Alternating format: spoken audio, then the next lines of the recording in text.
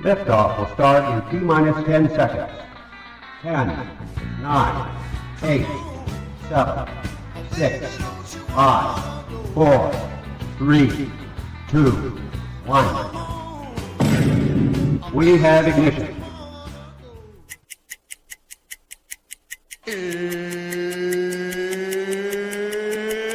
It's time!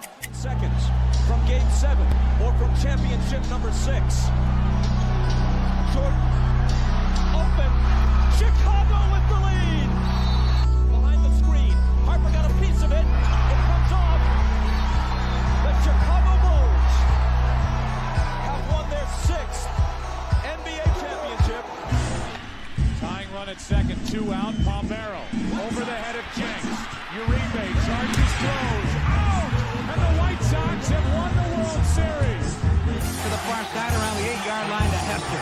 Under it, and to the middle with the 15, to the 20, breaks free of the 25, to the 30, to the outside, 40, midfield, 40, 30 to the coast, 20, 15, Hester 5. For the 3rd time in 6 seasons, it's one goal achieved. The Chicago Blackhawks win the Stanley Cup. A little bouncer slowly toward Bryant. He will glove it through to Rizzo. It's in time, and the Chicago Cubs win the World Series.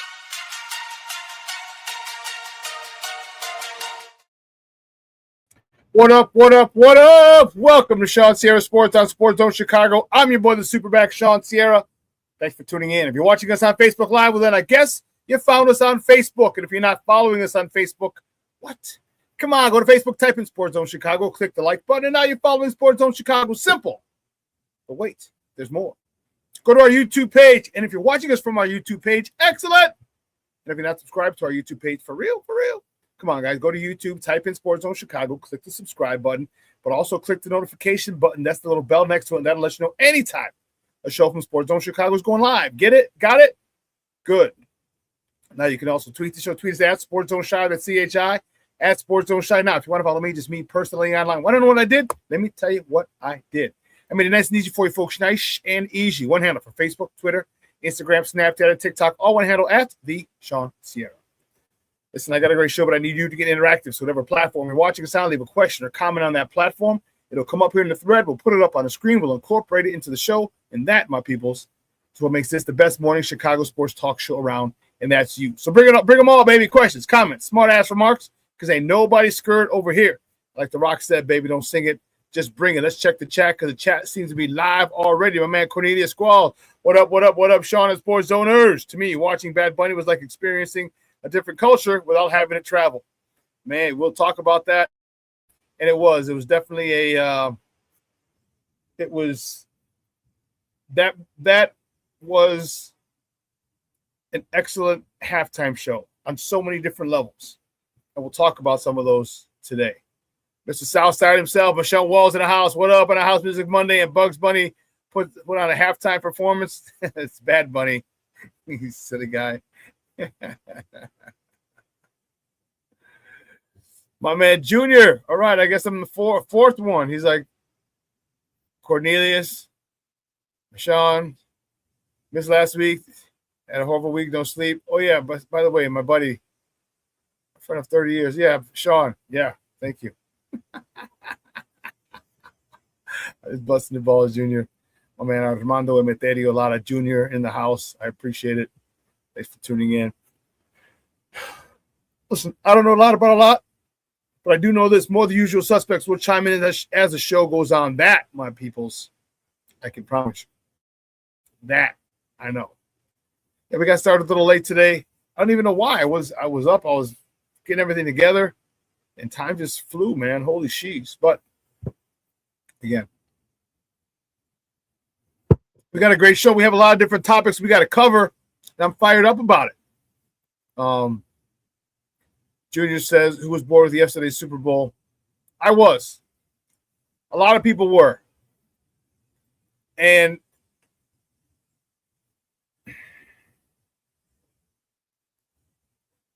Shawn, yes, I did do burpees this morning. So we had our workout.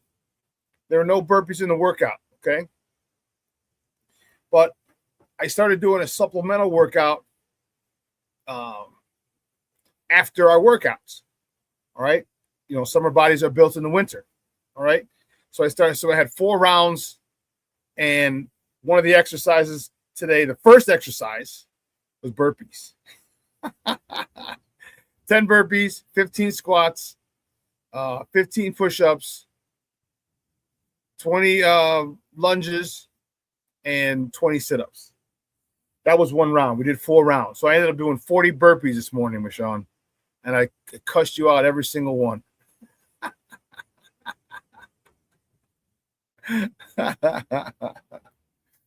So, yeah. It was a boring Super Bowl. And it was funny. I was on the thread with the Smoke Fellas, and I was saying this. It's like, this is a boring Super Bowl. It's like no one wants to see any. They're talking about defense. We're talking defense, and I said nobody wants this. Somebody said, "Yeah, this is the worst by far. I'm bored as an MF watching this shit," is what I said. And Sly said, "Right." Face says, "Yeah, this is by far. This is the worst by far." And I said, if I didn't have to go to CrossFit and then do my show, I'd be getting messed up right now. I'd be getting drunk. And then KDF says, "Not if you like defense." I said, "No one wants to see defense in the Super Bowl unless the defenses are scoring, and neither defense is scoring." And then 5 minutes after that is when they had the pick six. And Ben says, "Well, they just did with a 4-man rush." And I said, I spoke too soon.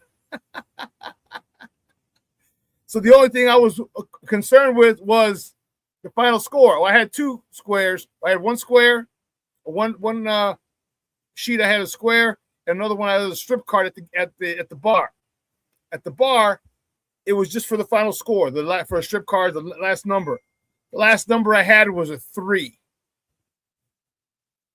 The last number I had was a 3. And just in case you didn't know, it was 29-13. 9 plus 3 is 12. 2 is the last number. So if the Patriots would have kicked the extra point instead of going for the field goal or as far as the 2-point conversion, your boy would have won $200. I was madder than a mug. Madder than a mug when I saw. Man, I'm like, just kick the extra point, and we're good. Your boy got $200. Make it rain. Oh man. So it was definitely a boring Super Bowl. Could have been a lot more action in there. There was some good defense, and we'll talk about it today. Where I put a lot of the blame, Josh McDaniels, you're a veteran play caller. There needs to be something done.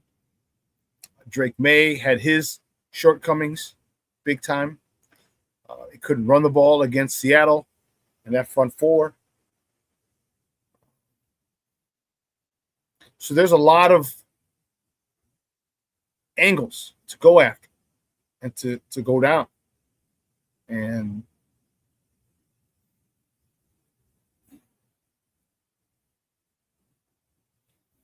I'm not sure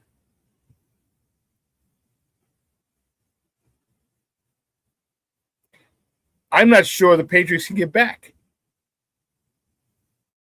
Okay? There's a lot. I'm going to discuss that too. The Patriots, this was a good year for them. Everything aligned. Okay? No Patrick Mahomes. Josh Allen lost. Joe Burrow had a bad year. Okay? The Chargers got eliminated early. All right?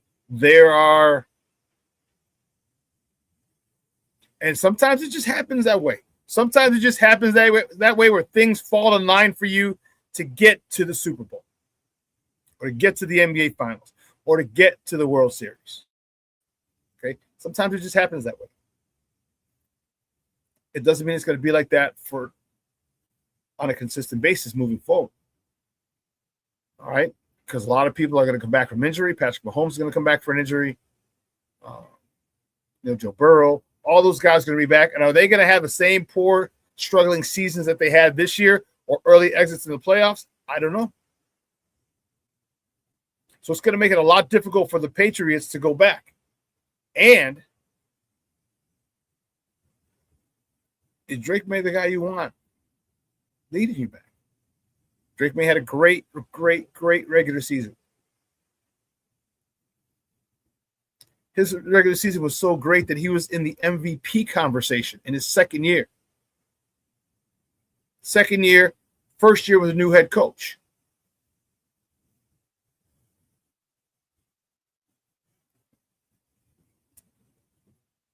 But his playoff performance, the entire playoffs, left a lot to be desired. A lot. His performance yesterday was abysmal. And that's got to change. That's got to change if they intend on going back. If they intend on being perennial Super Bowl contenders, it's got to change. But the question is, can it change? Our man King Booker World checking in. What's up, Papa? How are you? Thank you for tuning in. Guys, salute everyone. Shawn, Jr., Corny. So, and then we're going to talk about the halftime show. The halftime show was, man,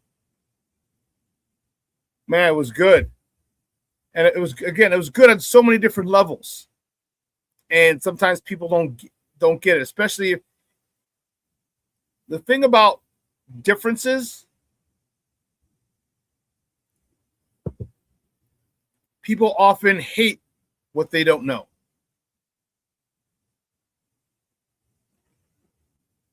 They hate what they don't know. Okay? And anything foreign to them, something new, is something that they hate or dislike. And when it comes to cultures, they hate it. And Junior wrote, I saw so many racist comments last night about Bad Bunny, and has so many stupid people who don't know that Puerto Rico is part of America. Yeah. Because if you know this, I mean, all you had to do is look at the comments, look at Turning Point USA. They created their own halftime show because they didn't want a foreigner in Bad Bunny who doesn't speak English doing the halftime show. Well, Bad Bunny's an American. Bad Bunny is an American. He was born in Puerto Rico. Puerto Rican citizens are U.S. citizens. And the problem with it is you got to understand, like they've had their way for so long. Okay? Everyone talks about, well, it's America. We want American. Well, guess what? America is changing. America has changed. Okay? The Hispanic population is the biggest group, the fastest growing group for the NFL. Hispanic population. Why do you think they're going to Mexico City this year?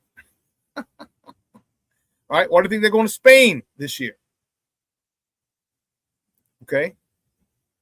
And it's the fastest growing, and you better get along with it. So when people it was okay when they said it was American and they're rock stars.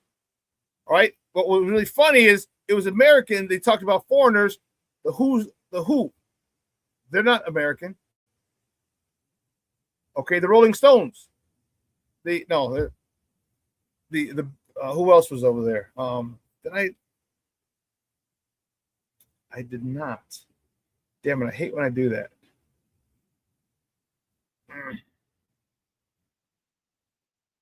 I hate when I do that. I see things and like, oh, and I forget to screen save because I had a whole list of people who weren't American or performed at the Super Bowl. All right, you got to understand. Bad Bunny is the hottest artist out there. The hottest artist. The most streamed artist in the history of music. Billions of streams. It couldn't get any bigger than that.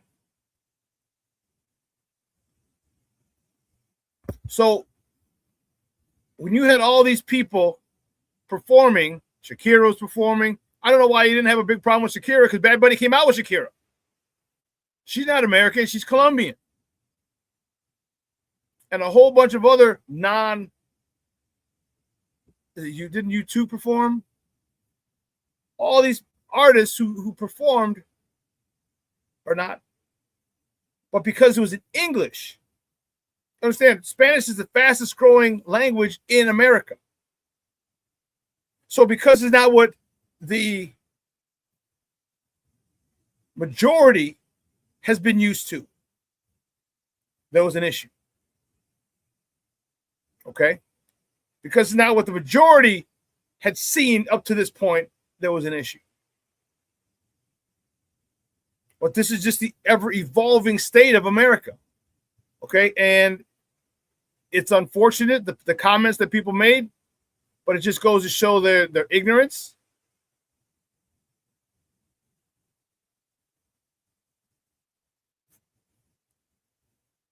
Their narrow-mindedness, and their entitlement for so long. And let's not get it twisted. We're entitled. We have those same types of feelings. Imagine if you're at work and you have something done for you the same way. You get all these breaks because you're the OG there, and then something changes. You don't like it, do you? You don't like it. Oh, that was our country. All right. Everybody was happy when it was rock and roll and music groups, as long as it's in English. They even put up with some of the black folks because, you know, the music was good. Their kids liked their music. Their wives or girlfriends liked their music. So, okay, cool. But once it's different from what you're used to, now all of a sudden it's an issue. And it's from an American. That's the whole thing. And the thing I loved about it is the way Bad Bunny addressed it. The way Bad Bunny addressed it. Okay, listen, I'll tell you what. The Puerto Ricans were just overflowing with pride yesterday, and they had every reason to be.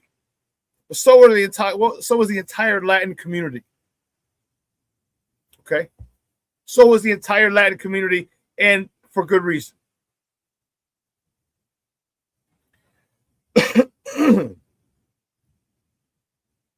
You know,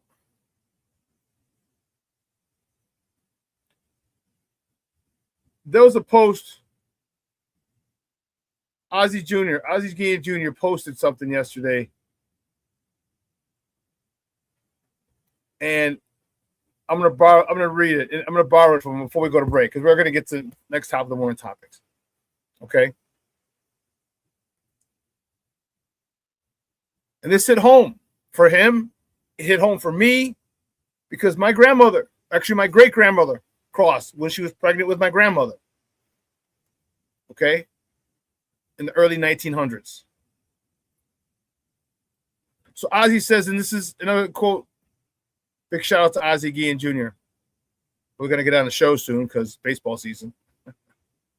But he says, for all those asking why so proud, as a first-generation American from Venezuela, because remember, Ozzie wasn't the first generation here. He came here, and Junior was born here. When you grow up in the United States, you naturally connect with other Spanish-speaking cultures, especially the Puerto Rican and Mexican communities here in Chicago. For many Latino families like mine, making it in the U.S. was never a guarantee. My parents were not born here, and we're not educated here. So every opportunity came with extra sacrifice, risk, and faith. That's why moments like Ozzie becoming the first Latino MLB manager to win a World Series meant so much. It wasn't just a baseball achievement. It was a representation for all Latinos. We love seeing other Latinos do extraordinary things. It brings us real joy. We're deeply connected to our culture, and we're incredibly proud to be Latinos in the United States. That's Ozzie Guillen Jr. Yes, and posting yesterday.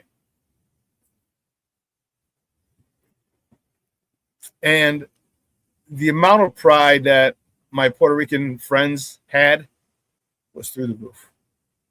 One of them, she was still up like 12:30, 1 o'clock, and she works at 8 in the morning. You know, she just said she couldn't sleep. She was just overflowed with pride. Another one said, texted me. She's like, "I'm so proud to be Puerto Rican."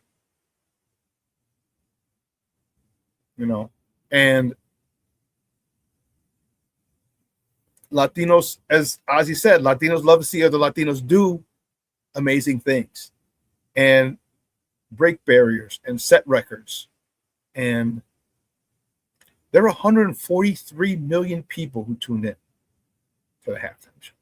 143 million people. Shattered all kinds of records. The most watched people around here were making shirts. I almost got to the one that had these the two helmets, a little smaller, and it had Bad Bunny holding the football, giving the middle finger. All right. The amount of Bad Bunny, the unauthorized, the uncopyrighted Bad Bunny swag that was being made throughout the country had to be record setting. I know, like, I got this from a dude who had, like I said, he was making it at his house, and another good friend of mine, she was making them. She had the prints. She just ironed it on, and she had a couple of different designs.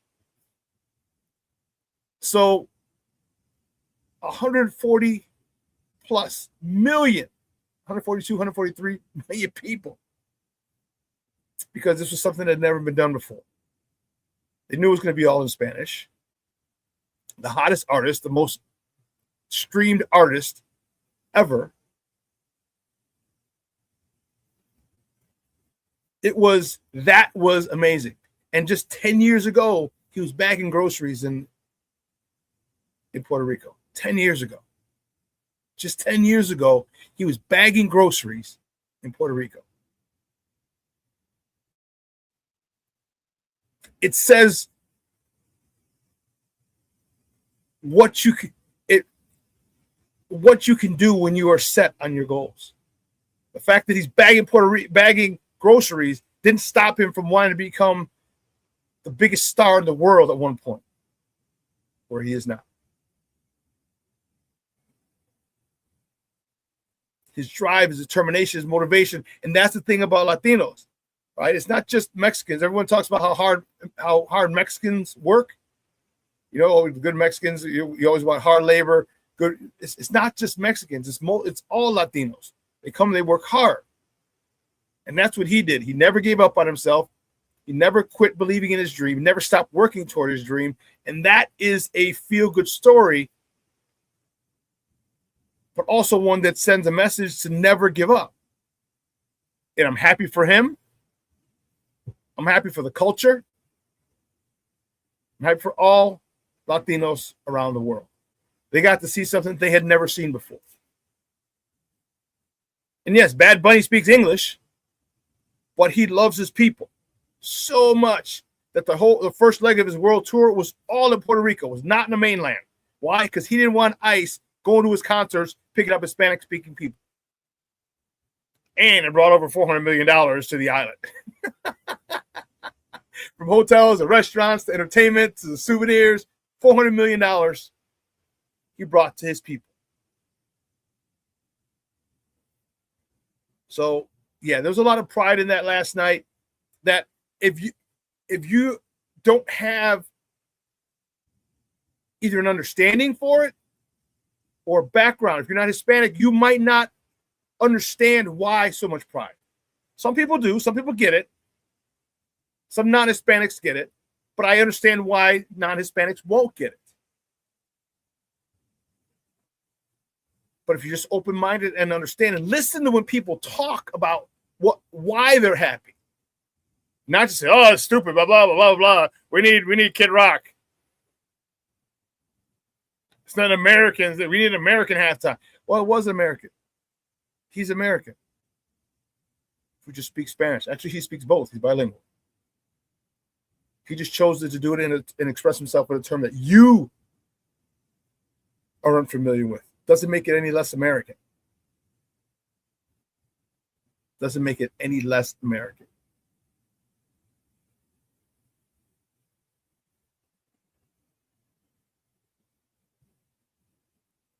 He said a lot of people don't know that harvesting of sugarcane was part of African American slave heritage. Well, yeah. Well, in Puerto Rico, the sugarcane they cut sugarcane down in Puerto Rico. That was a political part. That's why it was a story.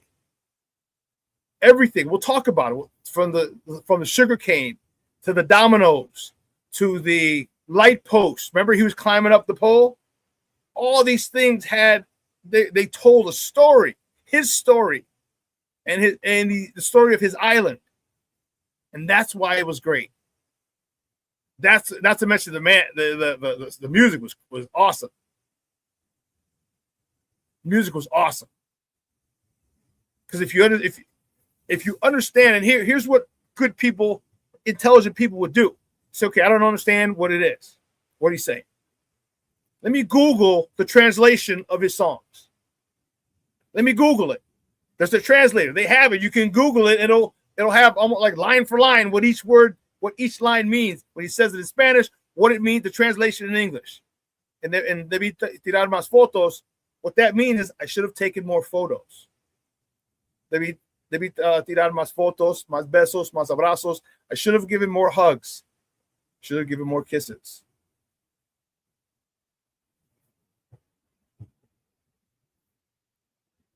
You could have Googled it, translated it, understand what he was saying. So you may not have been able to speak it or sing it, but you understood the message of his album, which is why it was one album of the year. It's an excellent album. Excellent album.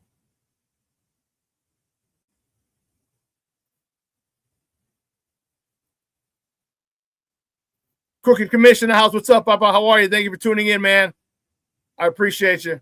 Short A is in the house. The Crooked Commission is in the house. Jay Grizz, my bad. Jay Grizz is in the house. He said, Jay Grizz, and Bad Bunny did it with class. No political statement necessary or needed to get his point across. It was just a story about his life and his island growing up. Brandon Shutt's in the house. What's up, Papa? Thanks for tuning in.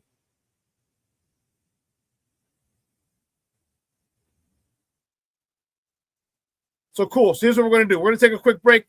Let me get the warden up to CrossFit. On the other side of the break, we will hit the top of the morning topics. All right, so don't go anywhere, folks. Keep it locked right here. Shawn Sierra Sports on Sports Zone Chicago.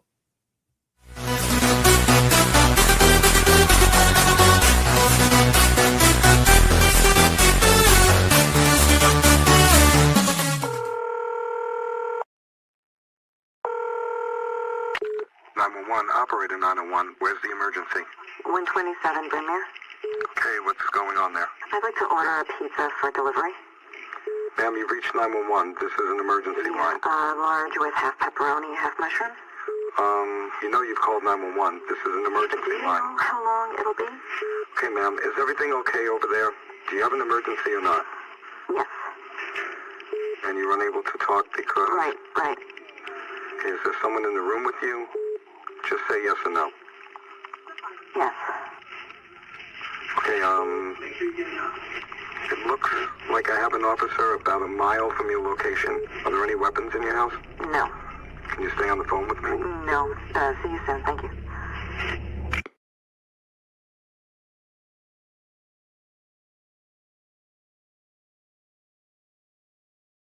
Every day, we take steps to keep the people we love safe, but some health risks are easy to miss. Ticks hiding in the yard can spread germs, like the ones that cause Lyme disease. Mice searching for food can spread bacteria that makes us sick. Mosquitoes lay eggs in standing water and can spread West Nile virus and more. Cockroaches are drawn to water in the home, leaving behind allergens that can trigger asthma attacks. Common pests can threaten our health. Learn how to protect your family at pestworld.org. When I'm flying, I put my helmet on, my visor down, my mask up. You don't know who I am. Whether I'm African American, Asian American, Hispanic, white, male or female. You just know I'm an American Airman kicking your butt.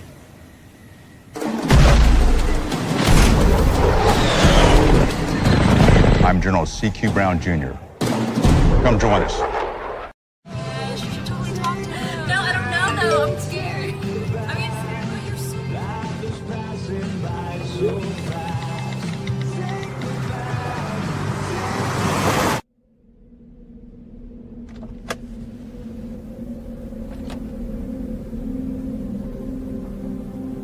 Do you know that you're in my lane? No, not at all. Are you not paying attention? Are you texting? I was just checking in with my mom. I was telling her that I thought we'd be home by 6. It's okay. There's enough time. Just pay attention. I'm not even halfway through my text. There's no way. I'm not even going to look up. My babies are in the car. You have to pay attention. It's just supposed to be a quick text. I'm so sorry.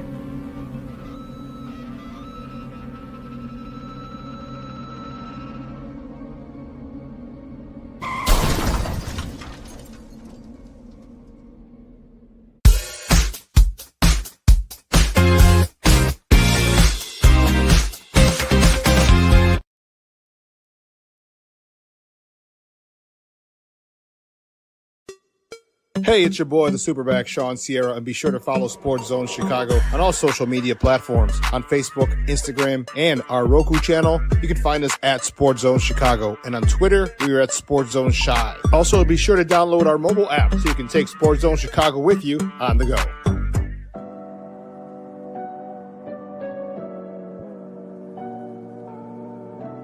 How do you take care of your mind health?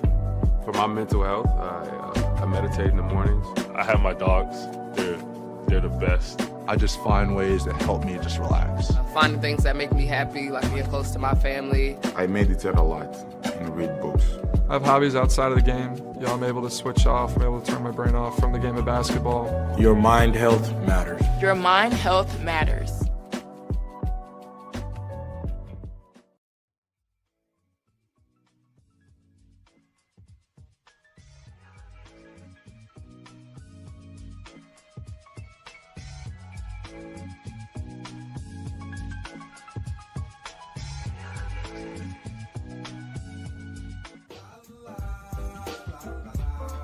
It's a romance sport.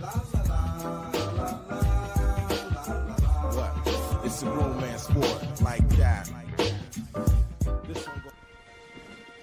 Your Marine Corps' way of life is to defend the American way of life.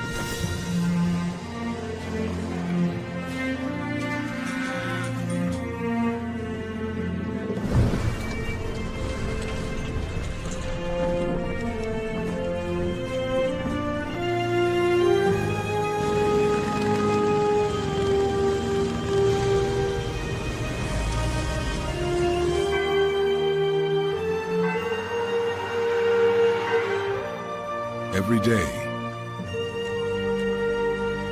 no matter where we serve,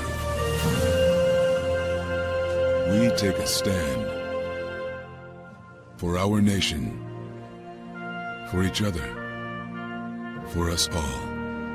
The few, the proud, the Marines.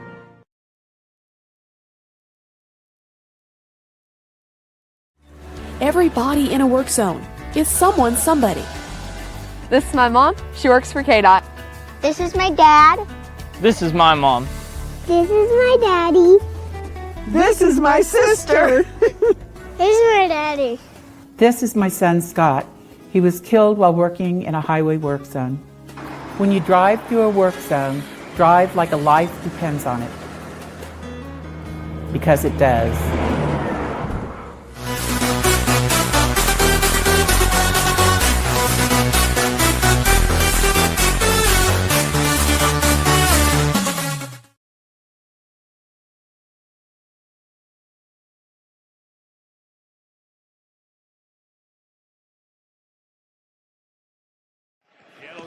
Tempo jumps the ball, fakes to Shaheed. Darnold downfield for Cup. Cooper got it as he inbounds. They say yes. The Super Bowl 56 MVP takes Seattle into the red zone. Ravion Henderson checks in as the back, helps protect. May has to escape and he cannot. Brought down for the sack. Derek Hall. Seahawks drive begins in the 18. Darnold. Pressure, in trouble and sacked. It's a loss of 10 as Newton Williams, the big ticket free agent for the Patriots, makes a third way through what is one of the worst performances ever by an offense in a Super Bowl. Can they change it? May in trouble. Cannot. Sack back at the 25-yard line. Welcome back to ShawnSierraSports on Sports Zone Chicago. Those clips courtesy of NBC. That was last night. Great game. Let me not say that. The game sucked. The game was boring as all get out. All right. And it was just a bad game, a boring game. I know it's not the teams that people wanted or that the networks wanted, but it's what they had. It's what they got. All right. So, yeah. But listen, let's get it cracking like, and baby, you know how we do the first segment of every show is called Top of the Morning. She won't come just when you want it.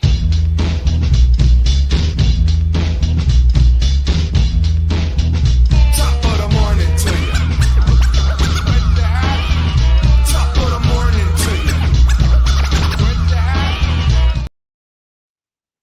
Wow. Let's see which way do we go? Which way do we go? Which way do we go? There's only one place to start here. Literally only one place to start. So let's get it. Here we go. I don't know why it's taking so long, but it is.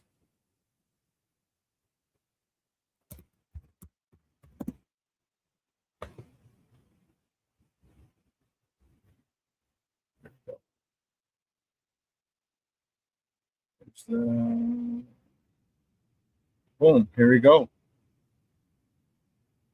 The Seattle Seahawks beat the New England Patriots yesterday 29-13 in Super Bowl 60. 60. Man, Sam Darnold, 19 of 38, 200 yards, a touchdown, a 53.0 quarterback rating. Kenneth Walker III, 26 carries, 135 yards. Cooper Kupp, 6 receptions for 61 yards.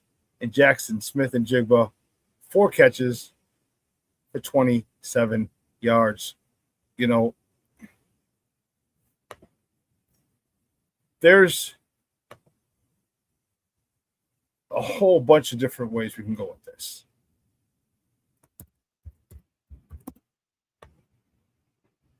But I don't think that would take a whole nother show. All right, a whole nother show.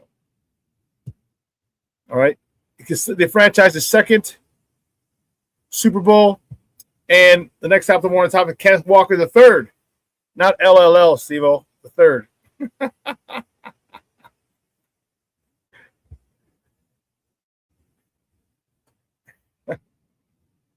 Kenneth Walker the third. You should use the letter I for a capital I in there. 1, 2, 3. See if you can fix that, because I got to put that up on social media.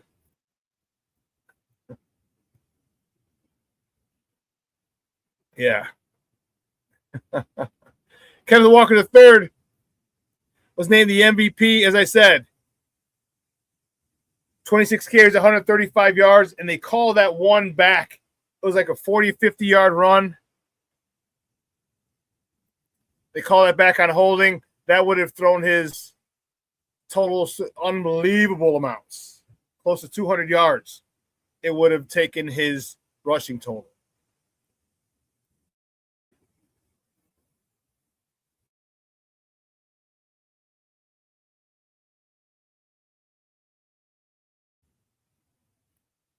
What?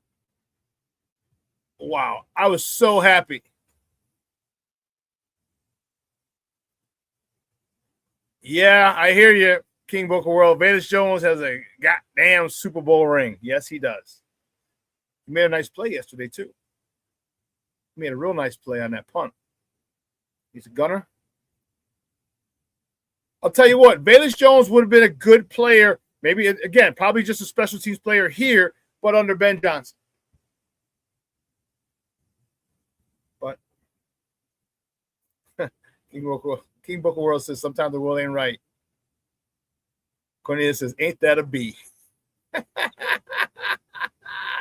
Michonne Wall says, Velus Jones is one lucky bastard. All those things can and are correct. All those things can be and are correct. That's crazy. But you know what? I was so happy for Kenneth Walker. And that's the one thing. And I hope because of that, that the running back position becomes more in vogue again.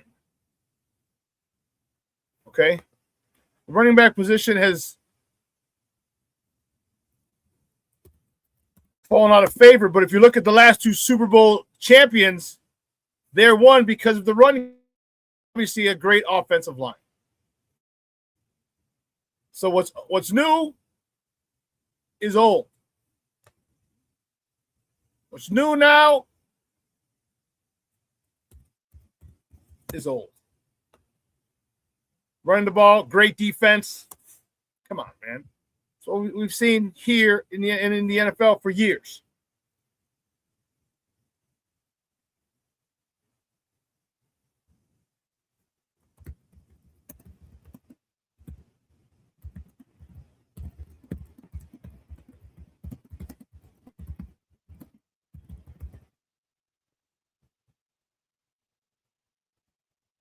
Keep it moving. Let's keep it moving. The next top of the morning topic. This was Saturday. Oh, yeah, it is a rough one. Our bullies. The Bulls lost to the Denver Nuggets 136-120. Matas Buzelis, the new look Bulls. I really should put that every time. Matas Buzelis led the way with 21 points, 8 rebounds. And it's so bad that I have to remember, I don't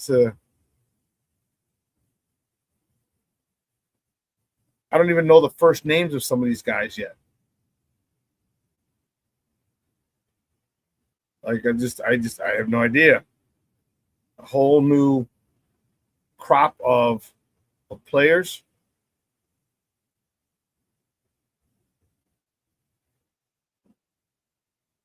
What's his name? Colin Sexton. Now, he just came over to train. Colin Sexton, 17 points. Anthony Simons had 15 points. And I don't know. What's this guy's name?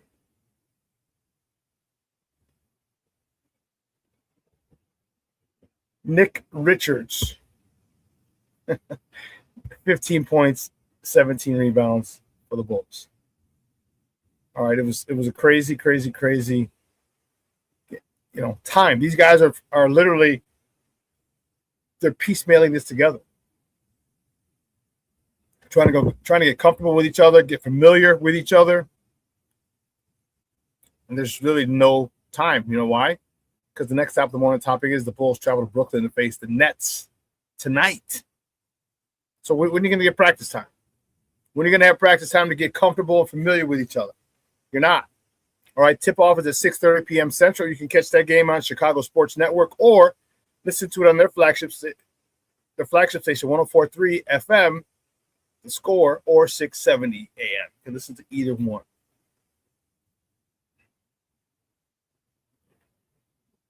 The next top of the morning topic, the Bears.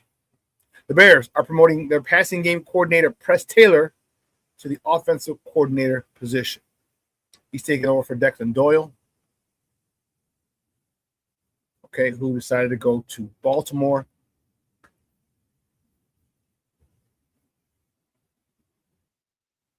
There's been a lot of negative things on Press Taylor. His past, other quarterbacks have improved every place he's gone after he's gone. But listen, let me tell you. Ben Johnson's still calling the plays. And that is what I care about. So the offensive coordinator position here is one where you're basically going to prep the game plan. All right. Ben's going to make sure you get the game plan ready after they go over it together. You guys go over it together.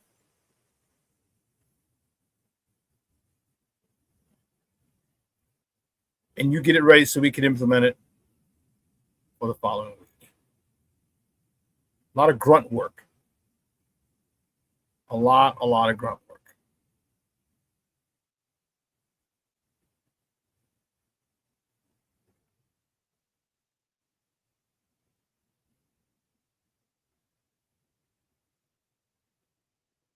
Junior says, Velus Jones talking bad about Bears fans is funny because he puts us down for being toxic when all we wanted was him to play good ball instead of a bad ball, and we're the bad guys.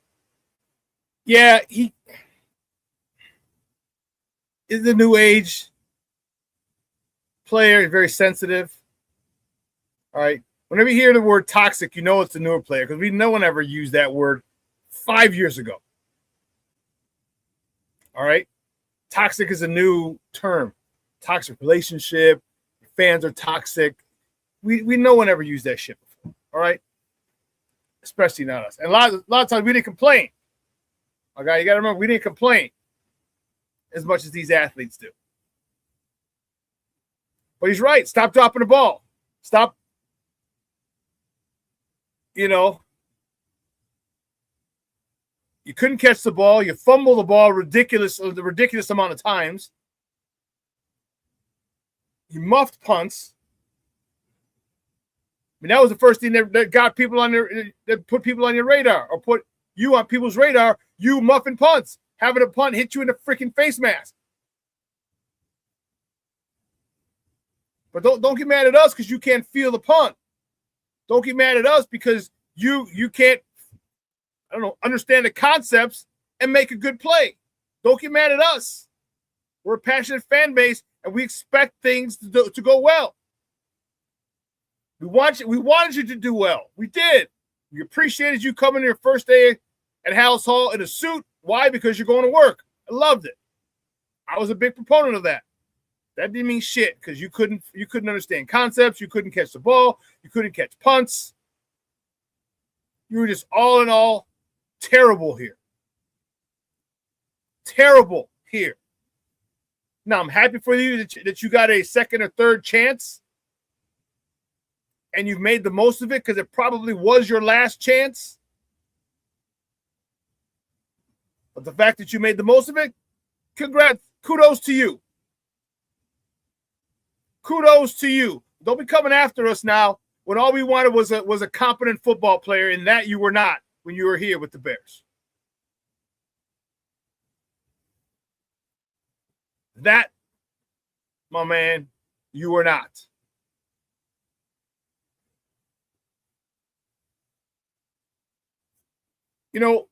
There's so many different storylines about this, and it's interesting because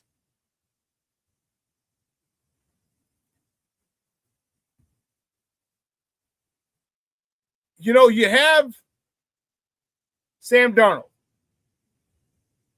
number 3 overall. Okay. Number 3 pick overall. And a lot of expectations went to him by the Jets. Didn't live up. That organization is cursed. That organization is freaking cursed.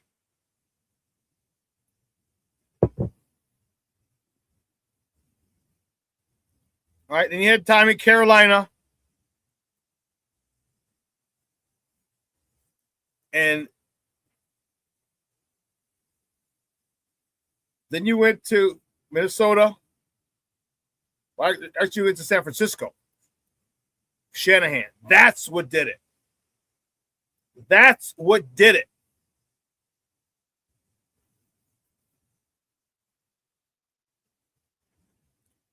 Five jerseys you have. And it's funny. 1, 2, 3, 4, 5. It's funny. Ben from the Smoke Fellas. Big shout out to Ben Mall, Mr. Smoke Fella. Talks about if you got 5 jerseys in the NBA, you're a Robin, not a Batman. Because, if you're that great, you're not getting moved that many times.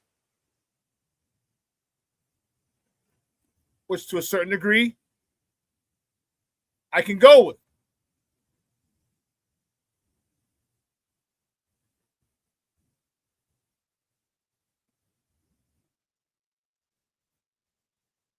But Sam Darnold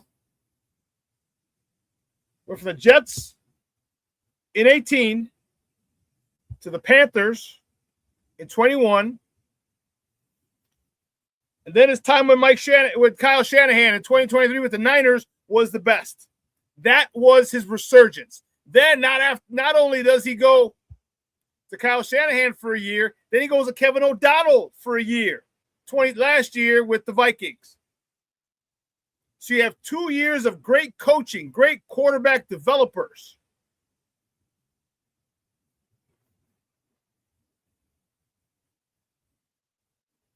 Organization that supports you, gives you weapons, gives you protection, gives you defenses.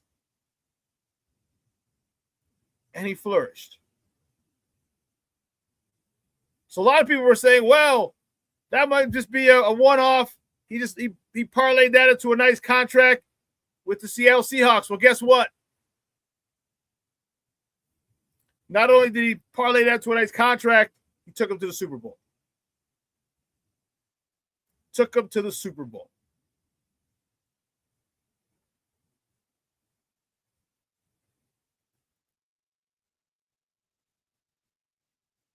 So yes, he signed a really nice, 3-year, $100 million contract, $100.5 million contract. It's $100,500,000. 3 years. First year takes him to the Super Bowl.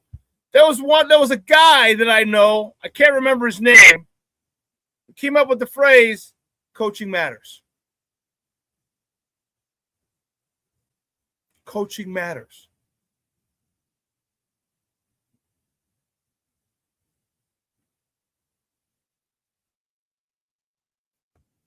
And this is why, and this is the problem with the NFL and fan bases. They want people to come through and be stars immediately. And if you don't have proper coaching at the next level, you're screwed.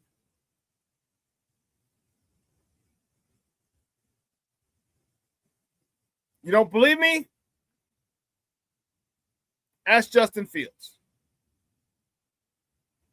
You don't believe me? Ask Mitch Trubisky. You don't believe me? Ask Trevor Lawrence. I've said it repeatedly. Coaching matters. But also your support system matters. All right, Cornelia says, Darnold's last 2 stops, he had defense that could cover his mistakes. He could, but he also had a squad. He had Aaron Jones, running back on the Vikings, who was a excellent running back. He has some guy named Justin something or other who's a pretty good receiver.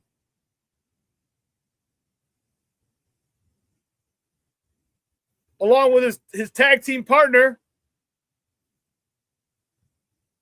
Damn it. And now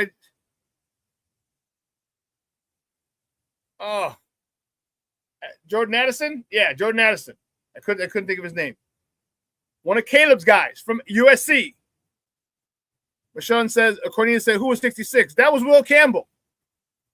66 is Will Campbell. That was a left tackle that a lot of people liked. And for me, he couldn't handle that bull rush. Which is why I hate the kick step. Why not attack? I can see a kick step 1-2, but when you get close, attack.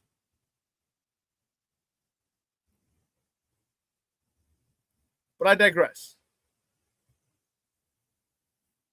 So Sam Darnold got some really good coaching in San Francisco. Took that, got more good coaching in Minnesota. Wins the NFC North, takes them into the playoffs.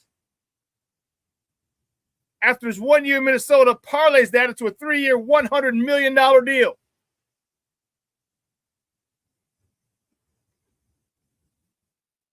With the Seahawks.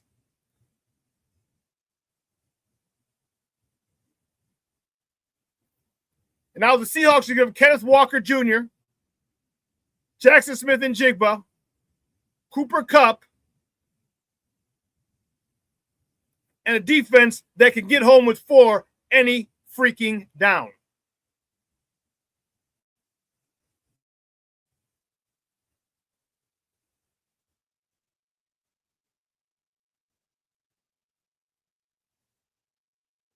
So you have to give time for these guys to develop. And if you have a crappy quarterback developer, the time is going to be much longer. You know, and this was the whole thing, whenever the whole Civil War. Like Justin never had a good developer of quarterbacks. Trevor Lawrence didn't have a good developer of quarterbacks. Mitch Trubisky didn't have a good developer of quarterback. He had one good year, and then the league found out, and Matt Nagy couldn't adjust. So the whole Civil War, people said, oh, Justin's this, Justin's that. Justin wasn't coached well. Justin can't make decisions. When you're not coached well and you have a shit offensive line, you have shit wide receivers, you have no running game,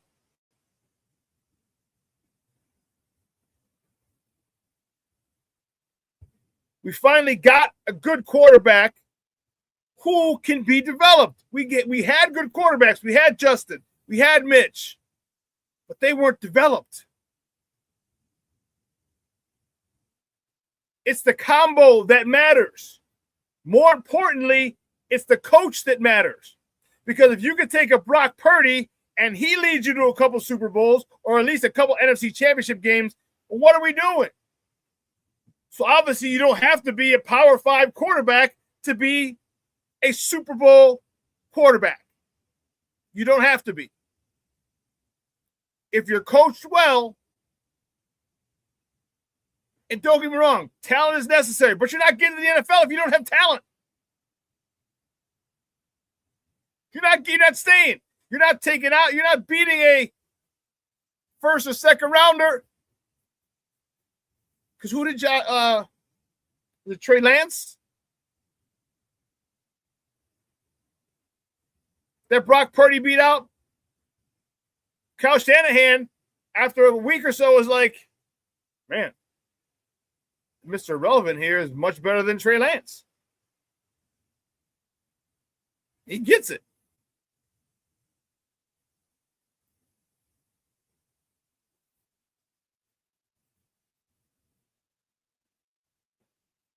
Which is why it sucks for so many quarterbacks who go into a shit situation. And oftentimes, the higher you go in a draft, the shittier your situation is. Just the way it works. Because you're usually going to a bottom-feeding team. But it worked out for us.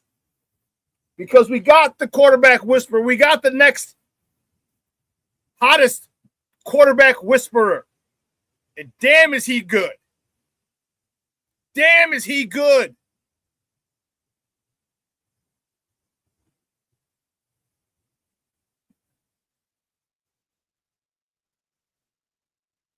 I say all that to say this, is that don't give up on quarterbacks. Look at Baker Mayfield, another one. Had to go around a couple of different places to finally get it. You can't put rookie play callers and quarterback developers with rookie quarterbacks. All right, you can't. Now, I can see if you put a first-year guy with a veteran, okay, now he can learn from the veteran. The veteran can kind of learn maybe some newer things, pick up a thing or two from the offensive coordinator, but your development as a play caller or offensive coordinator would be because you have a veteran quarterback. Very rarely does it work out where a rookie play caller and a rookie quarterback go on to do great things.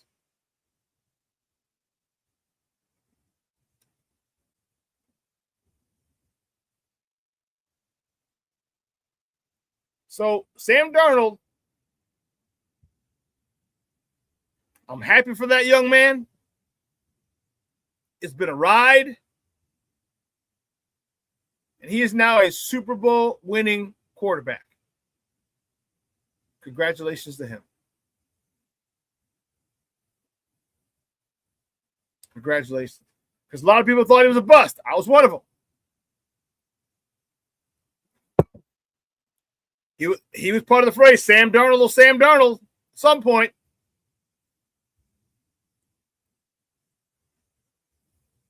He gets with Kyle Shanahan.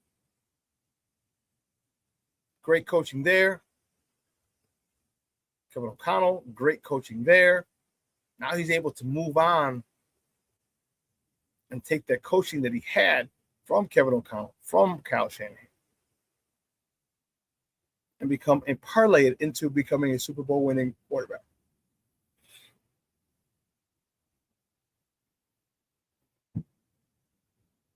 We don't have that problem here anymore. We have an extremely talented quarterback, and we have an excellent play caller who has forced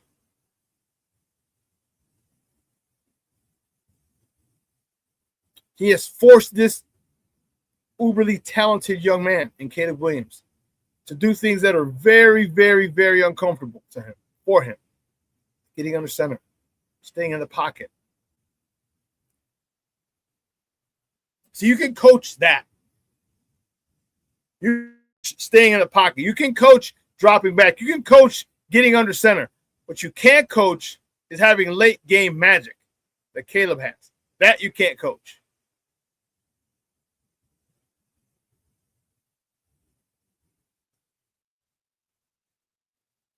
So when you combine the late game magic that Caleb has with a good coach who can break you, so to speak, so you're familiar and comfortable in structure, with the ability to still play out of structure when necessary, when you're flush from the pocket, still have that type of playmaking ability at your disposal. That's a great, great mix. Now, Caleb has to get better at the little things. This is what everybody's saying. This is what I was saying for the longest time. And this is why, if you noticed yesterday, Drake May, who people say, oh, he's better than Caleb. He's better than Caleb. Drake May missed a lot of wide open receivers yesterday. He's having the same issues as Caleb. He just did it on the biggest stage the NFL has to offer. I remember 3 specific overthrows. Could have been more. But I remember 3 specific overthrows. And some were tough, put it over the backer, but that's why you're an NFL quarterback. So that's your first time playing quarterback. That's your first time layering a pass. It's not.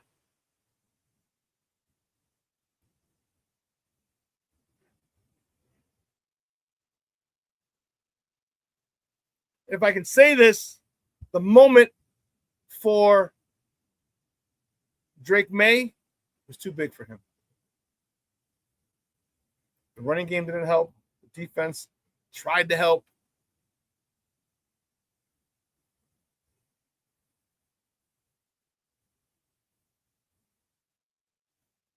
But he played poorly, and he was rattled.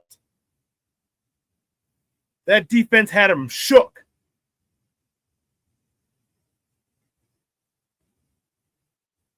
Which is why we need to invest in a defensive tackle that can bring pressure from the inside. A younger guy who is a disruptor and get to the quarterback from the inside.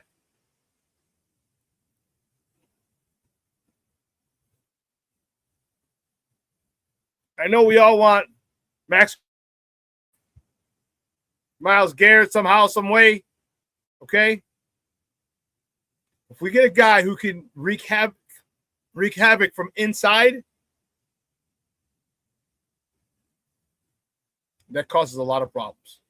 That makes our ends much better. We need to make Montez Sweat much better. We need to make Austin Booker much better. We need to make Dayo Odengbo, now that he's going to be back after his injury, much better.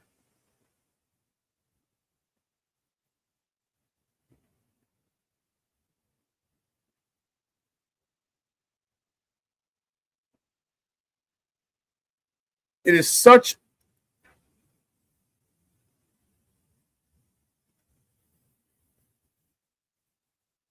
a frustrating thing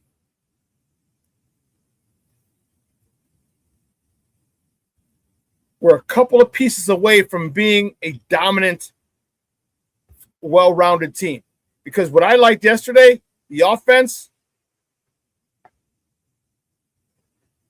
for Seattle was running efficiently. Now, until they got to the red zone. Then they stalled and had to kick field goals. But the way they were going from 20 to 20 was how I expect this Bears offense to run next year. They're going up and down the field. They just stalled in the red zone. Remember, the Patriots get paid too. The Patriots have a good defense as well. 2025, they had a really good defense as well. So we're just going to walk all over them into the end zone every time. They bull their neck, able to settle or hold them to field goals. But that is how I want this Bears offense to look next year. I anticipate it. Moving up and down the field, but scoring. Moving up and down the field at will. Not every possession. Please don't think that's what I mean. But on a regular basis, yeah. On a regular basis, I just want it to be so routine, so second nature. Which is why I would always say 2020. I can't wait for 2026.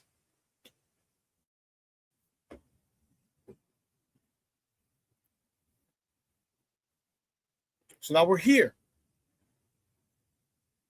And as I said last week, no one has to learn a new offense. They re-signed Theo Benedette for a year, 1 year, $1 million. So he's in the mix at left tackle.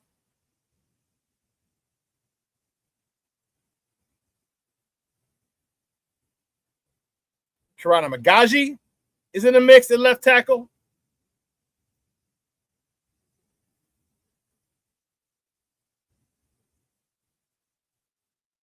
But I'll stay on the defensive side for now. That's where our deficiencies are on that line.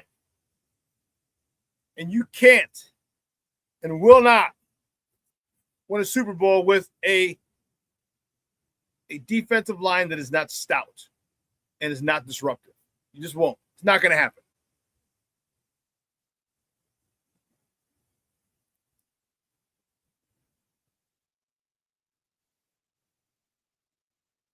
Cornelia said, I'd be fine with either kick-ass defensive end or kick-ass defensive tackle. You and about 15, 20 other teams in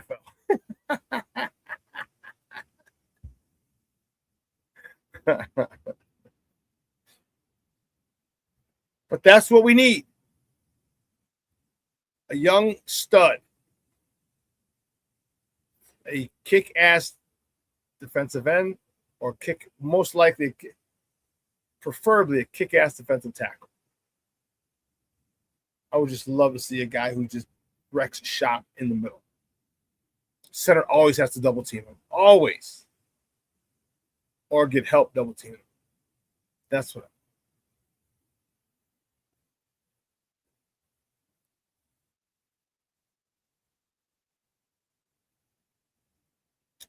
You know, the Patriots just seemed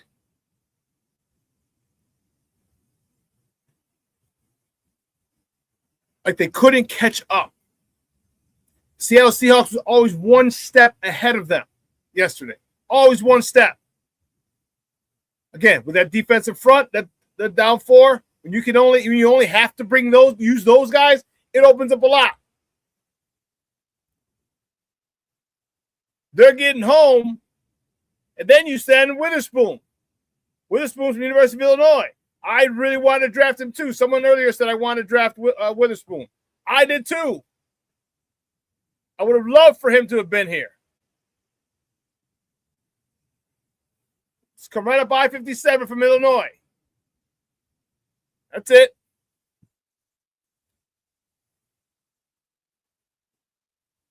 Who said Witherspoon?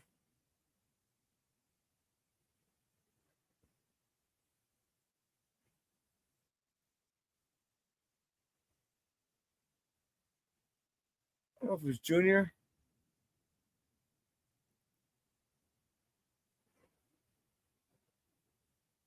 Somebody, I'm looking to see. Somebody said they wanted to draft Witherspoon. They wanted Witherspoon here. I did too.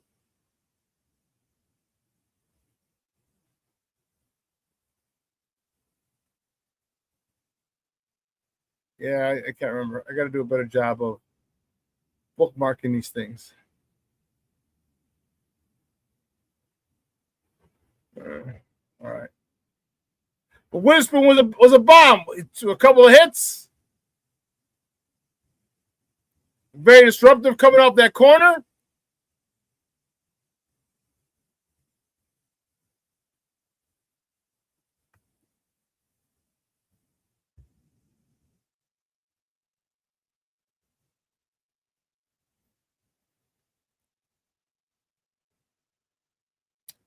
Shorty said the Super Bowl would have been so much better if the Bears-Patriots. That would have been a rematch of 40 years ago. 40 years ago would have been a rematch. That's crazy. Oh, Cornelius says that was me. Okay, yeah.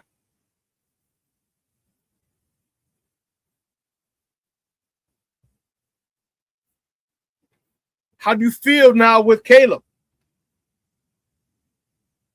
See, because a lot of people are saying, oh, well, Drake May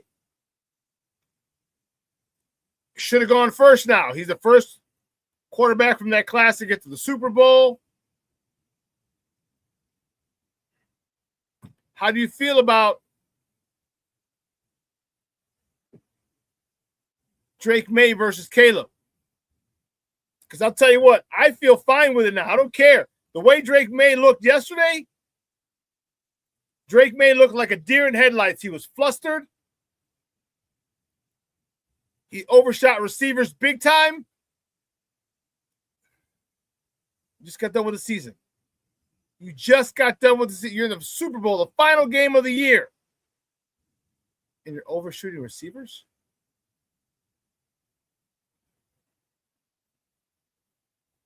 You're overshooting wide open receivers sometimes. You got to hit those. And to have it happen on the biggest stage, man, what if Drake May would have won the MVP and then goes and puts out a performance like that?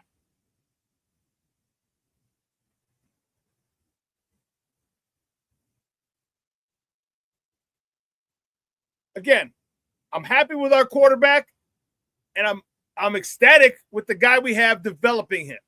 That's the key for me. The guy developing him is the one. That is the chosen one. Black Diamond checking in. What's up, Popeye? Says top of the morning. That was one boring ass game. And knock it off. Drake May is trash. No, he's not trash. He's not trash. He had a shitty game. He had a trash game. But he's not trash. The moment was too big for him. You could see it. The moment was too big for him, and he didn't have, and Will Campbell sucked. The moment was too big for him, and Will Campbell sucked. There were times Drake May drop back and just look, oh shit.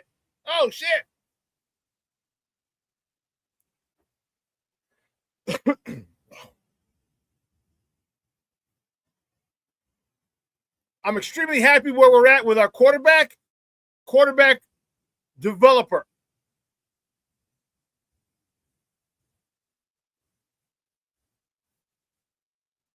Because listen, I don't give a damn. I don't give a damn how many yards you throw for in the regular season. I don't give a damn how many touchdowns you throw for in the regular season. How the minimal amount of interceptions you throw in a season. I don't care. Your legacy as a quarterback is made in the playoffs. Jay Grizz, that's a great comparison. Jay Grizz says May looked like a younger version of Sam Darnold last night. Yes, he did. That's a great call, Jay Grizz. Great call.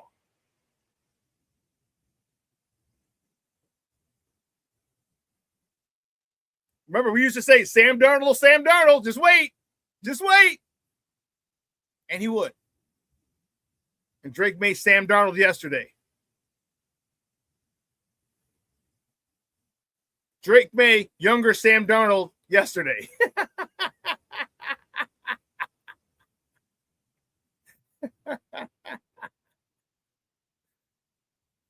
Jay Grizz, you're a fool. Thank you, sir. I do say so if I do say so myself.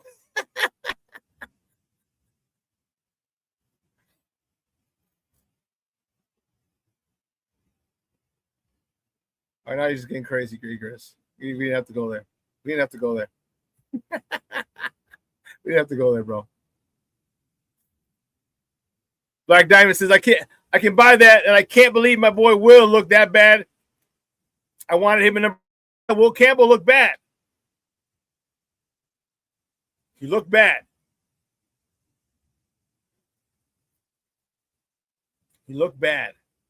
It said he gave up 14 pressures yesterday.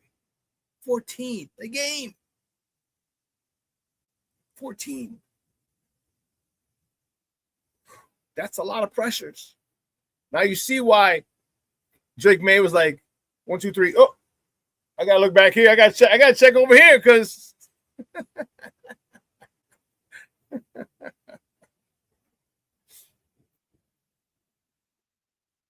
it gives me a lot of hope. All right, it gives me a lot of hope.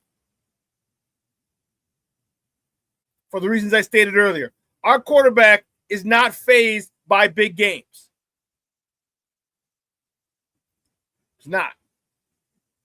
Our quarterback has that the je ne sais quoi, that it factor, especially late in games.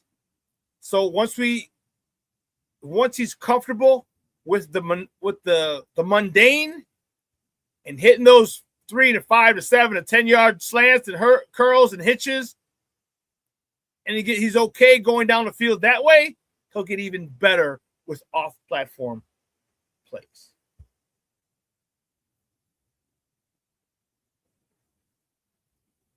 So I am happy with our combo, our quarterback play caller / head coach combo.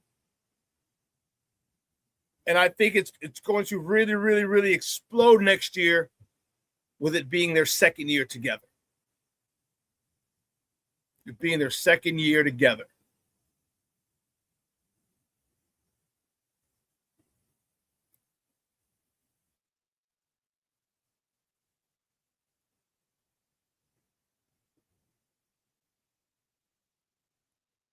I think I think Sam Darnold is going to do very, very well in Seattle. Seattle's a team we got to watch out for now. They got a great defense. Got a great veteran quarterback now. Great running game, great offensive line. I think they can be here to stay. But the Rams gave them fits. Niners gave them fits. Cardinals. It's going to be a tough division. Can they come out of that division? I don't know. You can step up a little bit. You can go down to 12 wins. And that might not get you in the play. Well, it might get you in the playoffs, but you're going to be one of the lowest seeds in the playoffs.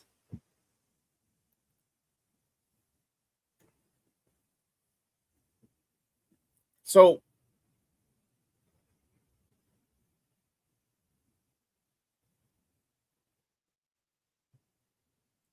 good question, Jay Grizz. The SuperBack, what are you doing with the Bears' first pick? D-line, safety? Definitely not safety. Or left tackle, or best available? Great question. Best available of the defensive lineman.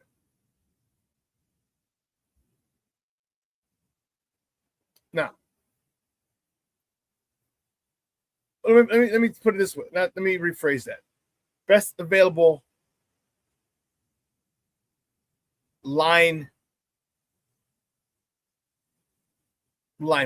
Now, if that's like the 5th best defensive tackle and the 3rd best left tackle, I'm getting the 3rd best left tackle.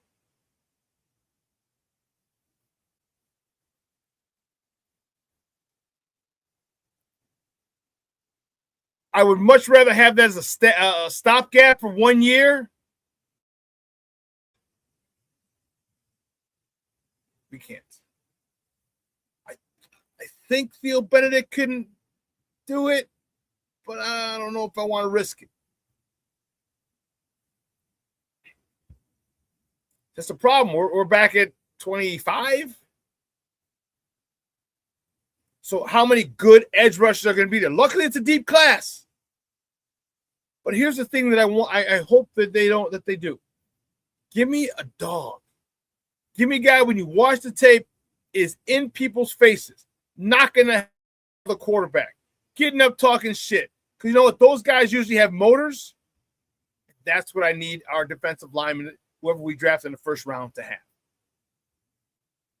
And I would love for the fact that their first year here is going to be under the tutelage of Grady Jarrett, who was a phenomenal player for the Hawks, for the Falcons, whose motor never stopped.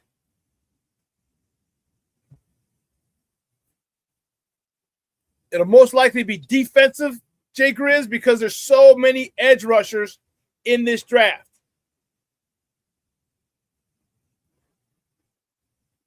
Foulmouth Chris checking in. What's up, Papa? Good morning. Say good day, fellas.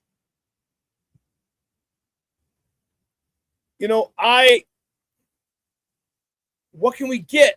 Hope linebackers are taken, hope receivers are taken, hope quarterbacks are taken.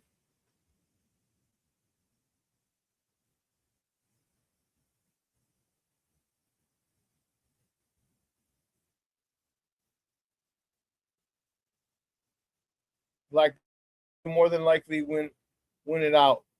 I feel Theo should get a shot to see if his pass pro has improved as well.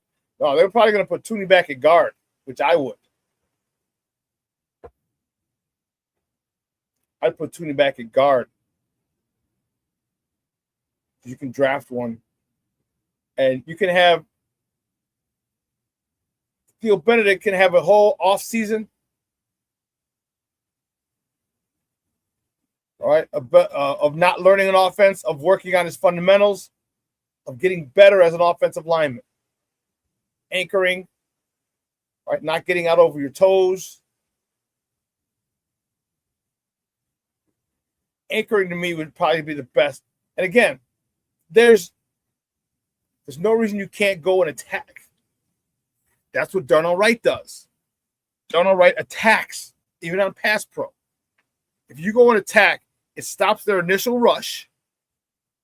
If you fire out, hit the dude, and then kick step, now you got to start over again. Junior says Theo was a very reliable tackle. Yeah.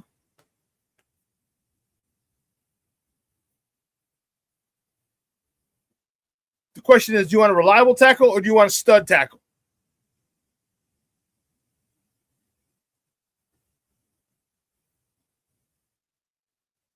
Chris says Tooney works best at guard. Bennett good at run blocking, not so much as pass blocking.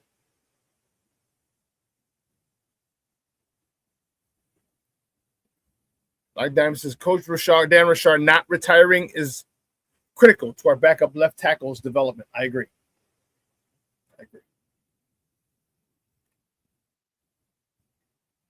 So, talk about the halftime show. Peep this. Let's check this out. Because it was so great on so many different levels. Ey, Titi me preguntó si tengo muchas novias. Ey, muchas novias. Hoy tengo una, mañana otra. Pero no hay boda. Titi me preguntó si tengo muchas novias. Ey, muchas novias. Hoy tengo a una, mañana otra. Ey, me la voy a llevar a todas pa' un VIP. Un VIP. Ey, saludan a Titi. Vamos a tirar un selfie. 6 cheese. Que sonríen los que ya les metí en un VIP. Un VIP. So if you look at that, he's telling a story of his island. Okay? And this is the thing that people don't understand. Like everyone, like all the MAGA people, they're like, oh, they want you to know their land. And they want you to know back on my Italian side or my Irish side or my German side. They're so proud of their heritage and they'll tell you about it. He's proud of his heritage too. And he's American. So if you saw, it opened up with sugar canes. Well, that's the top exporting crop from Puerto Rico, sugar canes.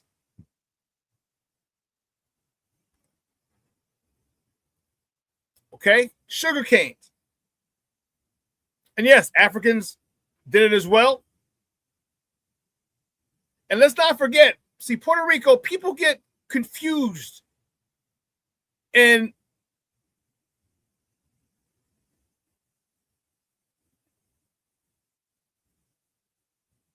even the people, so black folks and Hispanic folks are a lot closer than people think, than even sometimes they believe. Okay? People say, oh, like Dominicans and Cubans and Puerto Ricans, like you've seen them. If they didn't speak, you're like, oh, it's a brother. And even black folks here be like, oh, well, you're not really black, you're Hispanic. Don't get confused where they got left off the boat as opposed to when they got on the boat. Okay? Don't get confused. Some people got off on the island and got to speak Spanish. Other people got off on the mainland and had to learn English. Still black.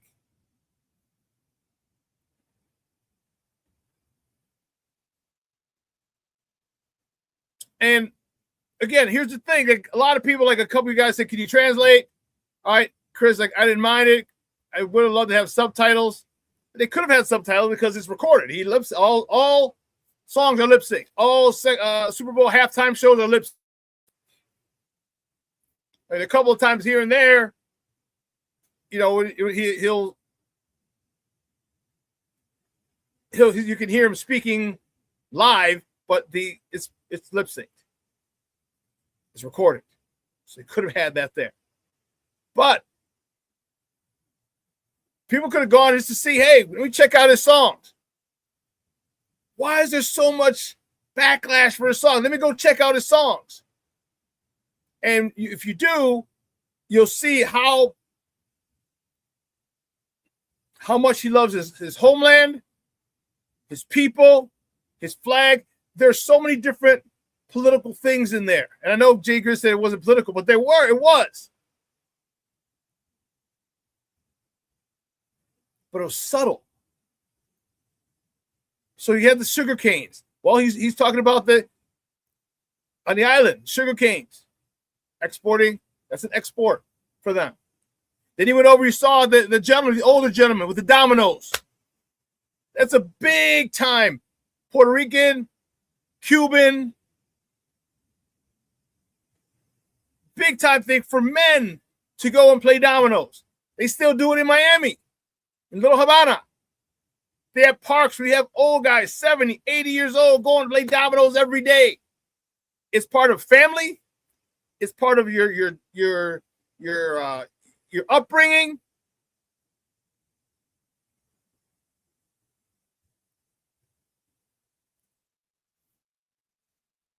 And if you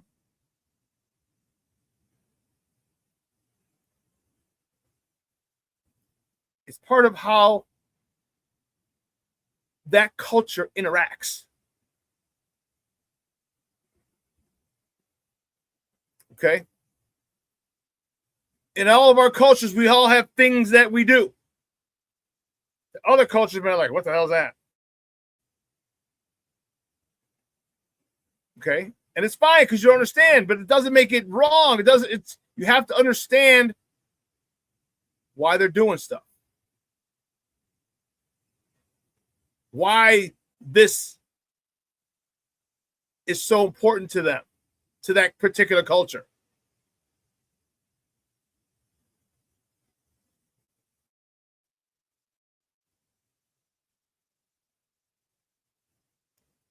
And then if you saw he climbed up the light pole.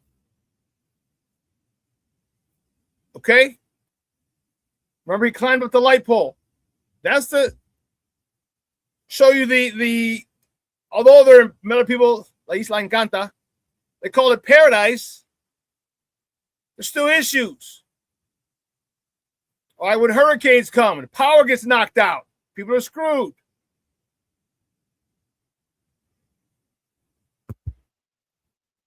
Then he goes and hands, and this was a crazy thing.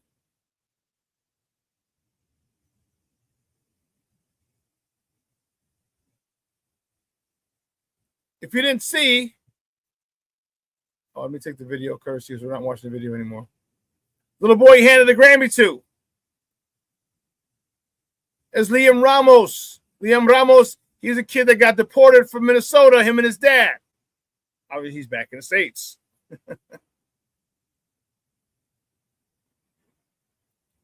And then you saw there's a one point that he was carrying the Puerto Rican flag. Do you know why Puerto Ricans are so adamant and violent about their flag? Do you know why? If you're Puerto Rican, you probably know. Some Puerto Ricans don't even know. But if you're not Puerto Rican, you definitely don't know why. Because from 1940 something to about 1957, there was a ban. You could not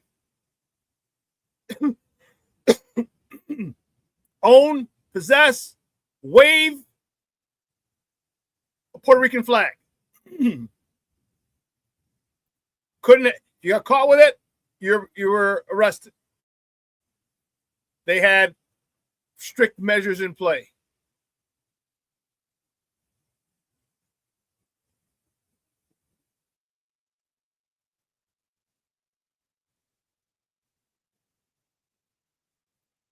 So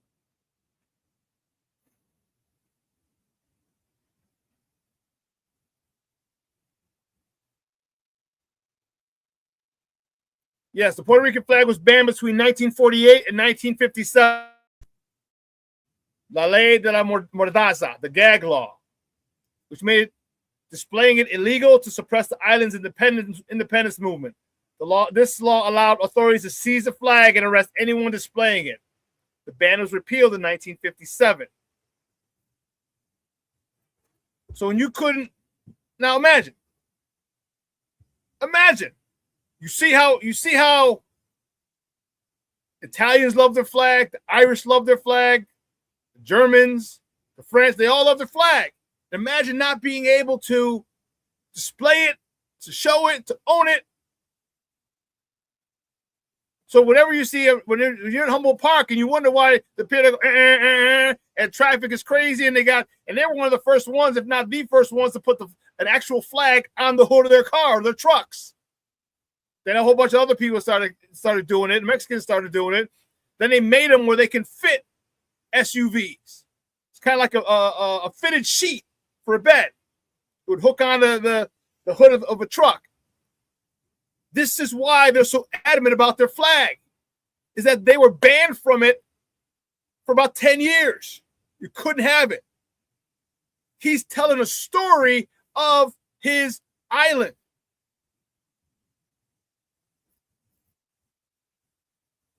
And I read to you earlier the thing from Ozzie Guillen Jr.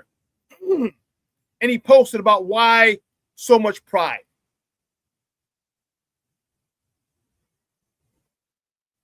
Because a lot of people, they all come here for a better life.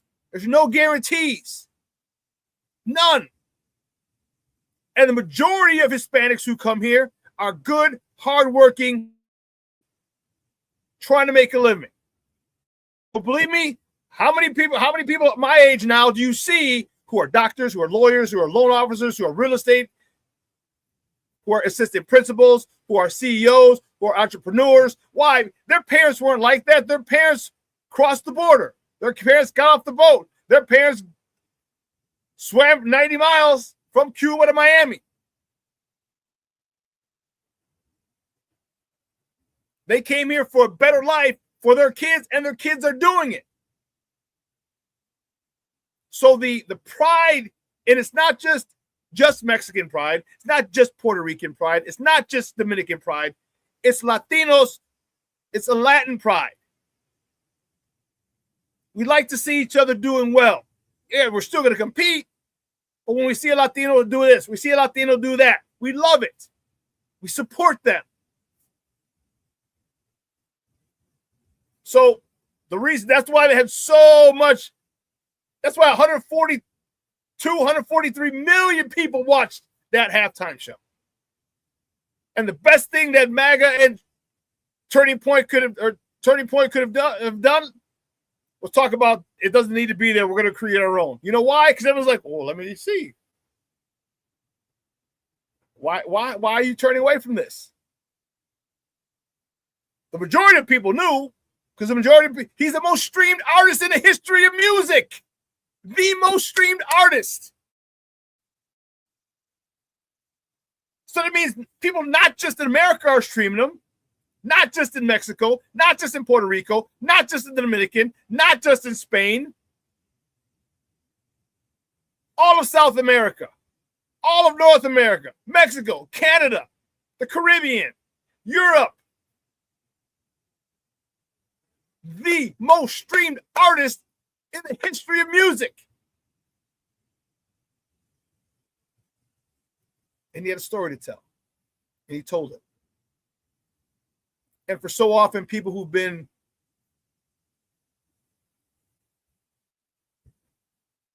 pushed aside or overlooked because they didn't speak the language, because their parents were immigrants.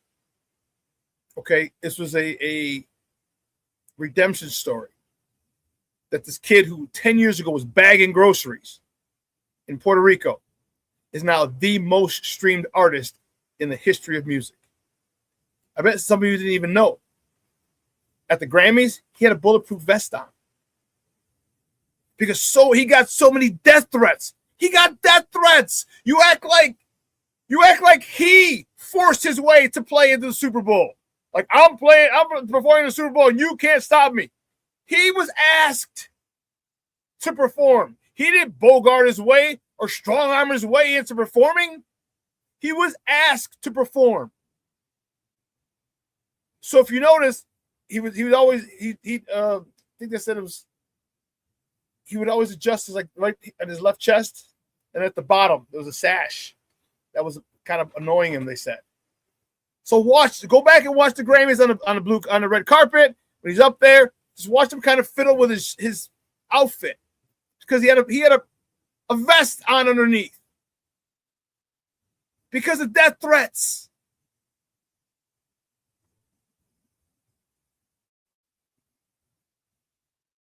Because of death threats for a guy who 10 years ago was bagging groceries.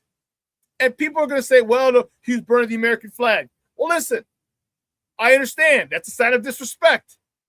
But don't you think a sign of disrespect for Puerto Ricans is when there's an outage and you and you send them rolls of paper towels and ration it and not get that island fixed when it's part of your territory, when it's still your country, and having people go weeks without power? Is that a sign of disrespect, or are we just going to overlook that whenever outages happen? And when the person in office was flicking rolls of paper towels at people. Puerto Ricans, the island has been disrespected so much. The people have been disrespected. From that to the gag law that you couldn't brandish your flag.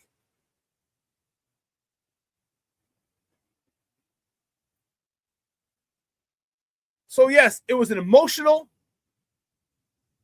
moment. There was a Spanish guy who, I don't know where he was from, who's reporting on it. And he got choked up. He got choked up because he understood what that was. He understood what he just saw.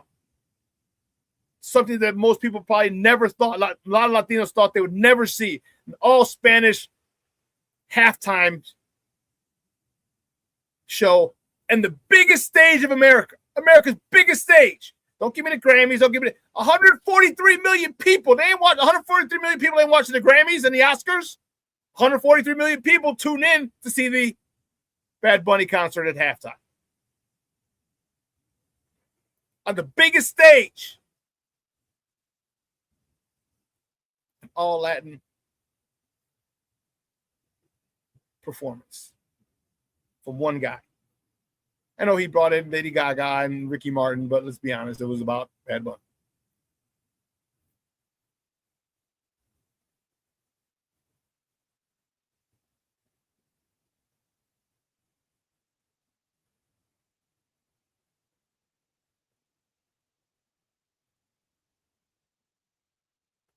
I saw a video of these people yelling at people who had a flag up saying, you have your Mexican flag up. Where's your American flag? They weren't Mexican. It was an Italian flag.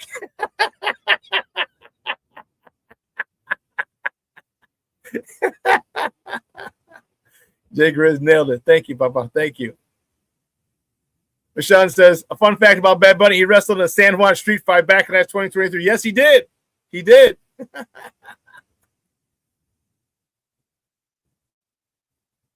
Junior said, I sent you a connection.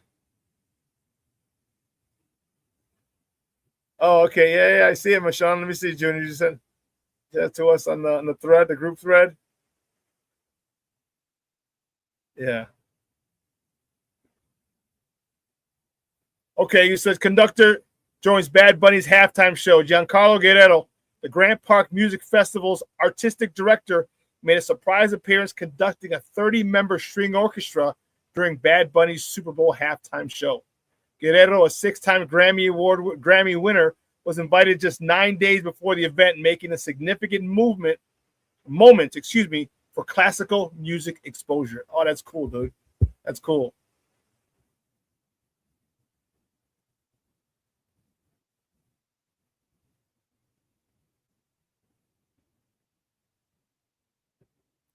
Some folks talk about the show was un-American, fly the Confederate flag. Oxius of morons. No, that's American.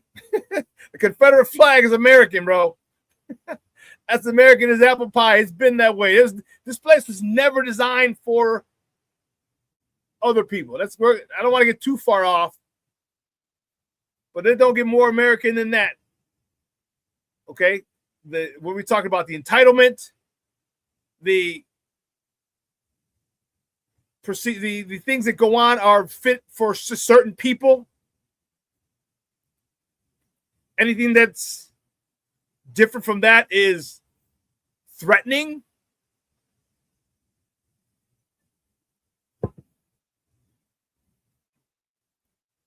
But anyway.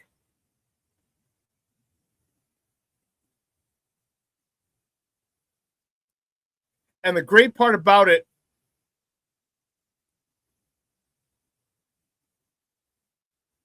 there was a point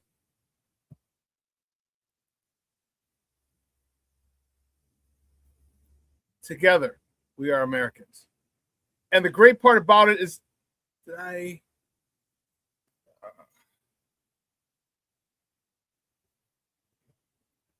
there was one. Oh, don't tell me I didn't. Yes, okay. So let me upload it here. Yeah. And here's the thing that why he nailed it. He knocked it out of the park.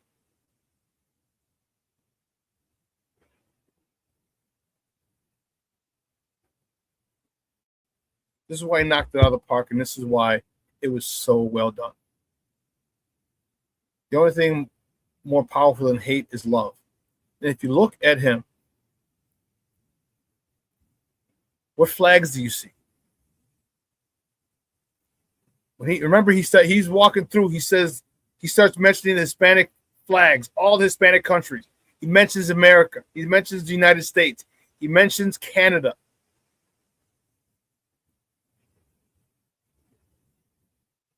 And then he has the ball. Together, we are Americans, meaning all of us. Because remember, this is supposed to be a melting pot. Remember? A melting pot.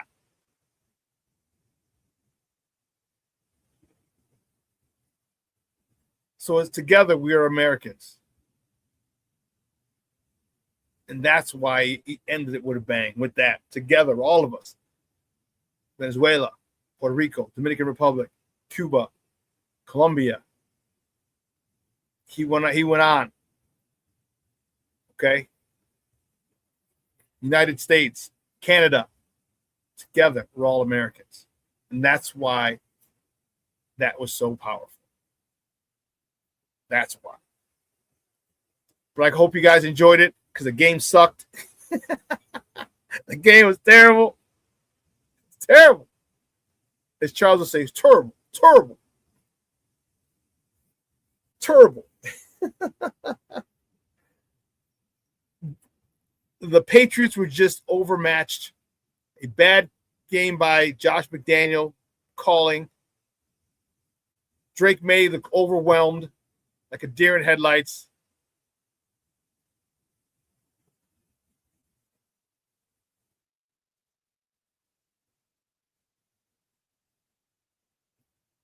You know,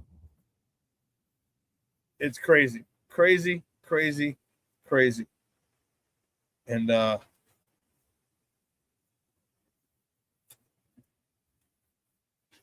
yeah, it's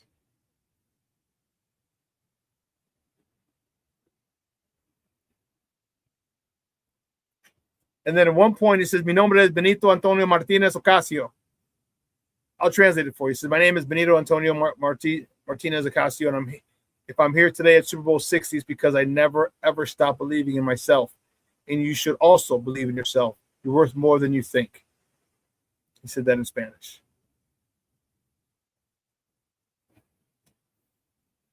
So, great time.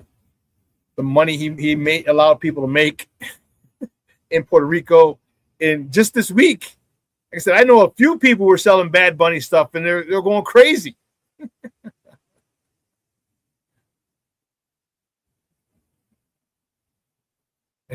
Jay Grizz. But yet they love tacos, arroz, and habichuela, et cetera, when they go into a Spanish restaurant. We don't say, "Oh, you have to speak Spanish or eat or drink here in this establishment." Like, right. That's the entitlement. Oh, when Americans travel to other countries, you don't see other countries saying you can't enter our country if you don't speak our language. Yeah. That's the entitlement that we have. So, all in all, great show.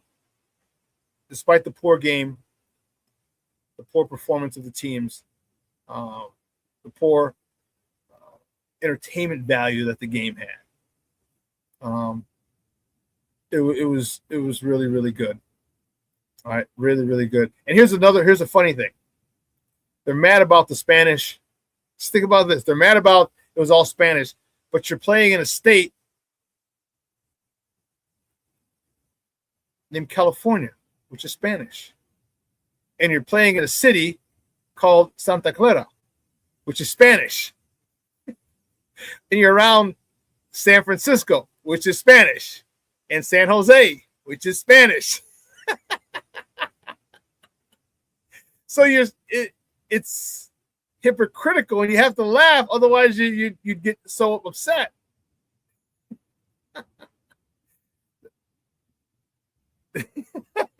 They're playing in Santa Clara. It's Spanish. San Francisco, San Jose, the state of California. It's crazy. It's crazy.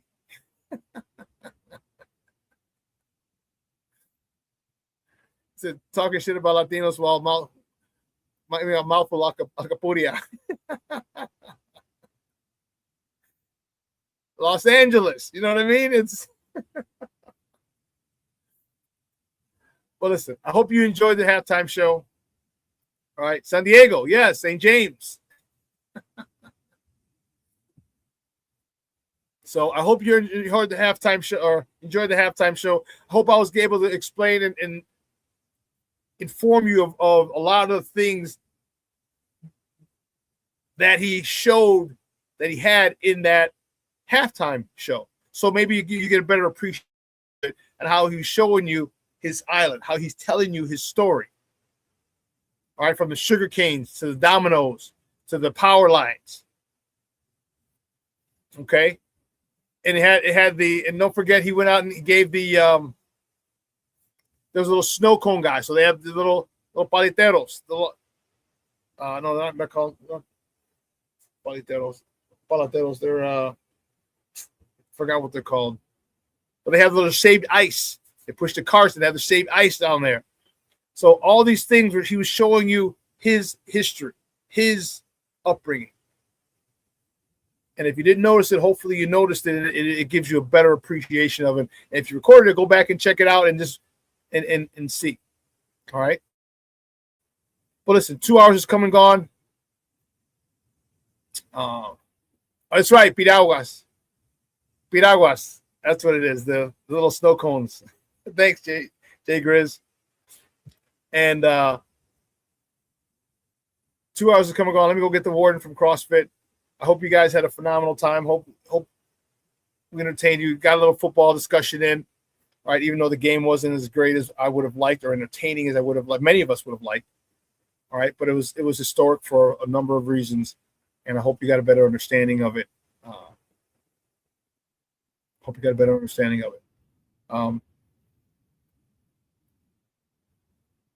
12:15, Sid and Lakina, Second City Sports, talking some more Chicago sports, most likely the Super Bowl. Most likely the Super Bowl. They'll take you on another 2-hour tour. But I will see you guys on Wednesday. All right. And baseball season's officially here. The Cubs report, pitchers and catchers report tomorrow. The White Sox pitchers and catchers report the 11th. The Cubs report the 10th, which is tomorrow. And the White Sox pitchers and catchers report the 11th. So baseball season is officially here. So now I can talk shit to Jay Grizz, Jr., and all you other scrub fans. Cubs, cut the fubs. Jay Grizz says, peace out, everyone. Mucho amor y bendiciones para todo mi gente. Hey, blessings to you too, bro. I appreciate it. Thanks for tuning in always, man. I got it. And go Cubs. You know where they can go. They can go to hell. Hey, guys, have a great day. Enjoy. The weather's getting warmer. It's going to be a little more than freezing. So we're going to be about freezing for a while, which is awesome, which is dope. All right, enjoy your time, but still make sure that you dress properly. Tell them, Shawn, go Sox, go, baby. Yes, I'm sorry. All right, guys, I will see you on Wednesday. We're going to talk a little more basketball. And, of course, we're going to talk football, but we'll talk a little more basketball and a lot more on what the hell happened with this Bulls team. I'm probably going to get a guest. I'm reaching out to a buddy of mine today, see if he can come on Wednesday, and that would be pretty dope. All right? But from everyone here at Sports Zone Chicago, I'm your boy, the SuperBack, Shawn Sierra. Have a phenomenal day, but your boy is out. Come on, laced up,